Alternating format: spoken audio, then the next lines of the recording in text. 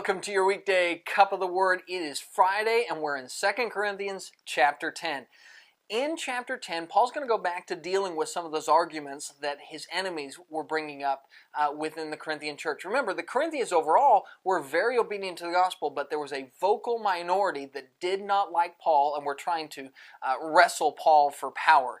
Well, Paul's going to ironically say in this chapter, I'm not in it for power. So, if you're trying to take something from me, I'm not fighting that battle with you. One of the arguments that Paul's enemies would bring up to bring disdain upon Paul is say, look, he may be impressive in the way he writes, but when the guy shows up, he's an unimpressive man, he's weak, he's not, his voice isn't strong, he's not like what you would expect from leadership. Well, Paul will say, you know why I'm that way when I show up? Because I'm actually living Christianity. See, I'm not here to be some impressive person. I'm here to be like Christ wants me to be, meek and gentle in spirit, humble in my dealings with others. I'm not here to win flame wars and battles of words. I'm here to win hearts and people. And you don't do that by bashing people over the head. And Paul will ironically point out to these people that he says, my leadership is about people. Your leadership is about power.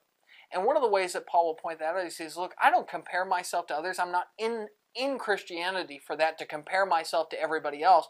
I'm here to live as God would have me to live. That's the whole goal of my life. But since you guys like to compare yourself to others, let's talk about for a second what you false teachers are doing compared to me. I take the gospel and I bring it to new areas. I bring it to people who need the word because I'm in it for the people.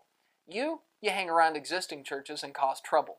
So that is the comparison that Paul will make, is he says, if you want to compare people, you're just a bunch of troublemakers. Well, I'm out here winning souls because that's what matters. Paul says, my words are bold because Christ is bold, and my actions are meek and gentle because I'm trying to live as Christ would have me to live.